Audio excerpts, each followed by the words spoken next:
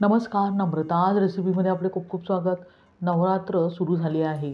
नवरात्रात उपवास 9 दिवस असतातच. तेव्हा त्यानिमित्ताने आपण वेगवेगळे पदार्थ बनवत असतो. त्यापैकी एक म्हणजे उपवासाची कचोरी.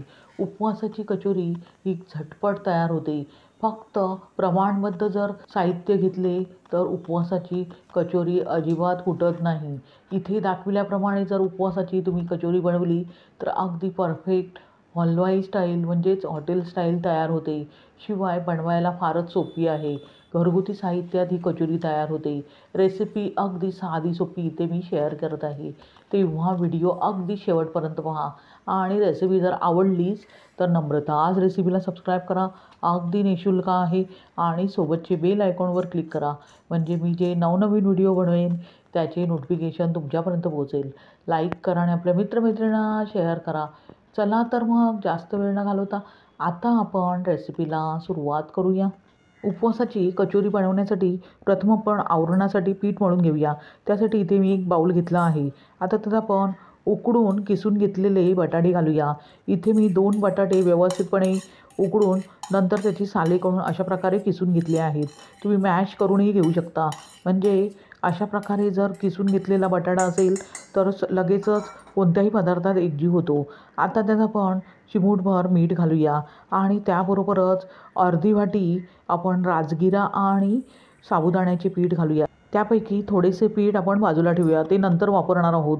आता हाताने सर्व जिन्नस अशा प्रकारे व्यवस्थितपणे एकजीव करून घेऊया. इथे पाण्याचा अजिबात वापर करायचा नाही आहे. बटाट्याच्या ओलसरपणामध्येच पीठ व्यवस्थितपणे मळून घ्यायचे आहे. जर पाणी इथे वापरले तर जे आपण पीठ तयार करून घेणार आहोत ते अगदी पातळ होण्याची शक्यता असते आणि कचोरी तेलात फुटण्याची शक्यता असते. ही काळजी जरूर घ्यावी. अशा प्रकारे पाहू शकता मिश्रण मी पूर्णपणे तयार करून घेतले आहे. इथे अजिबात मी पाण्याचा वापर केला नाही आहे.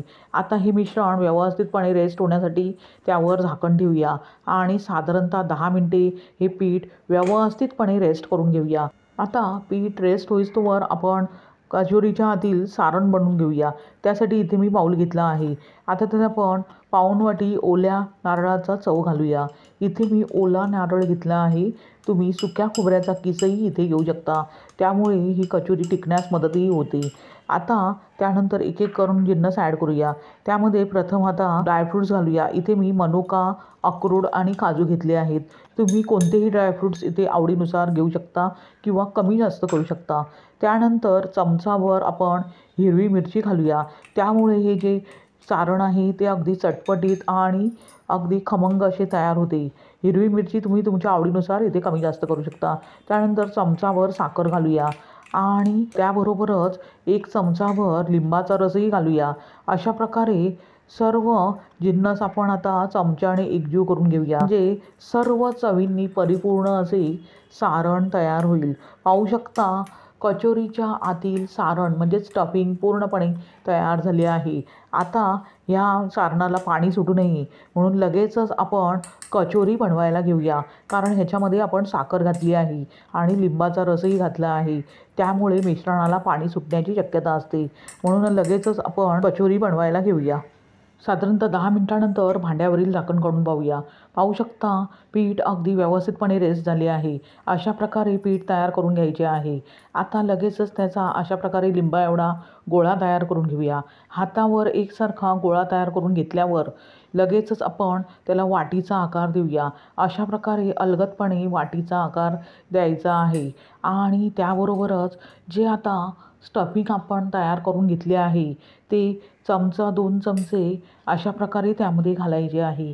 तुम्ही आवडीनुसार स्टफिंग त्यामध्ये भरू शकता.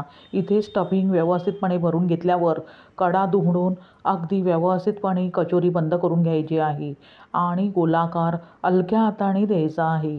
पाहू शकता अशा प्रकारे कचोरी अगदी व्यवस्थितपणे हलक्या हाताने तयार करून घ्यायची आहे. पाहू शकता किती परफेक्ट कचोरी तयार झाली आहे. ती आपण एका प्लेटमध्ये ठेवूया. अशाच प्रकारे मी अजून एक तुम्हाला कचोरी बनवून दाखविते आहे. त्यासाठी मिश्रणाचा गोळा घेऊन अगदी व्यवस्थितपणे तळहातावर गोलाकार द्यायचा आहे.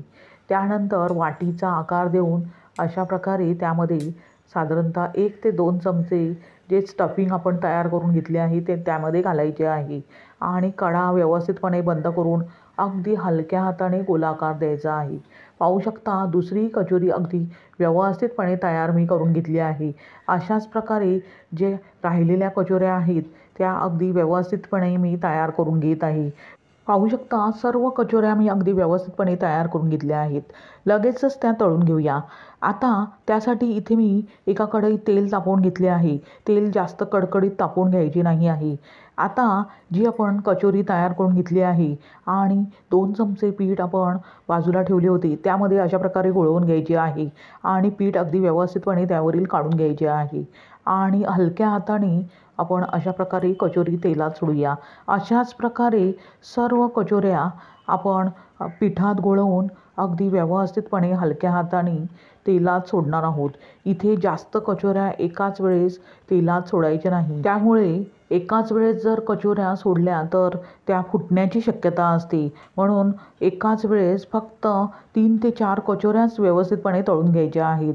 आता 3 ते 4 कचोऱ्या तेलात सोडल्यावर लगेचच झारा लावायचा नाही. एक बाजू थोडीशी सेट झाल्यावर अशा प्रकारे फोकने व्यवस्थितपणे बाजूला कचोरी करून घ्यायची आहे आणि तेल अशा प्रकारे वर सोडायचे आहे. म्हणजे कचोरी एकसारखी भाजली जाते आणि फुटत नाही. ही सर्वात महत्त्वाची टीप आहे. म्हणून फोकने अशा प्रकारे अगदी हलक्या हाताने तेल कचोरीवर सोडल्यावर नंतर एक बाजू सेट व्यवस्थित करून घेतल्यावर झाऱ्याने अशा प्रकारे कचोऱ्या हलक्या हाताने व्यवस्थितपणे तळून घ्यायच्या आहेत.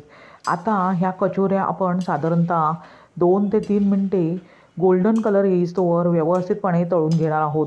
वरून अधूनमधून अशा प्रकारे त्यावर तेल सोडायचे आहे. म्हणजे कचोऱ्या अगदी एकसारख्या तळल्या जातात. साधारणतः 2 ते 3 मिनिटानंतर पाहू शकता कचोऱ्यांना रंग अगदी सुरेख आला आहे. अशा प्रकारे अगदी गोल्डन कलर येईस्तोवर कचोऱ्या तळून घ्यायच्या आहेत आणि एकसारख्या तळल्याही गेल्या आहेत. लगेचच त्या आपण एका टिश्यू पेपर असलेल्या प्लेटमध्ये काढून घेऊया. म्हणजे एक्स्ट्राचे जे तेल आहे ते पूर्णपणे टिश्यू पेपर शोषून घेईल आणि कचोऱ्या तेलकट होणार नाहीत. आता अशाच प्रकारे आपण सर्व कचोऱ्या अगदी व्यवस्थितपणे तळून घेणार आहोत. पाहू शकता सर्व कचोऱ्या मी अगदी व्यवस्थितपणे तळून घेतल्या आहेत. लगेचच गरमागरम जी उपवासाची कचोरी आपण तयार करून घेतली आहे ती सर्व करूया. अशा प्रकारे तयार झाली बघता क्षणी खावीशी वाटणारी अशी उपवासाची कचोरी. ही कचोरी तुम्ही गोड दह्याबरोबर खाऊ शकता. फारच अप्रतिम अशी लागते. इथे दाखवल्याप्रमाणे जर तुम्ही उपवासाची कचोरी बनवली तर अगदी परफेक्ट हॉटेल स्टाईल तयार होते. फक्त ही कचोरी बनवताना घ्यावयाची काळजी म्हणजे कचोरी तेलात सोडत असताना जे आपण 2 चमचे पीठ बाजूला ठेवले होते त्यामध्ये व्यवस्थित घोळवून पीठ अगदी व्यवस्थितपणे त्यावरील काढून घ्यायचे आहे आणि नंतरच हलक्या हाताने तेलात सोडायची आहे. म्हणजे कचोरी तेलात फुटत नाही. ही सर्वात महत्त्वाची टीप आहे. ही कचोरी तुम्ही आता नवरात्रात उपवास सुरू आहेत तेव्हा बनवून त्याचा आस्वाद घेऊ शकता. तुम्हाला ही रेसिपी कशी वाटली ते कमेंट करून सांगा आणि रेसिपी जर आवडलीच तर नम्रता आज रेसिपीला सबस्क्राईब करा. अगदी निःशुल्क आहे आणि सोबतचे बेल आयकॉनवर क्लिक करा. म्हणजे मी जे नवनवीन व्हिडिओ बनवेन त्याचे नोटिफिकेशन तुमच्यापर्यंत पोहोचेल. लाईक करा आणि आपले मित्रमैत्रिणींना शेअर करा. पुन्हा भेटूया अशाच साध्या सोप्या चटपटीत आणि खमंग अशा रेसिपीसह. धन्यवाद. श्री स्वामी समर्थ.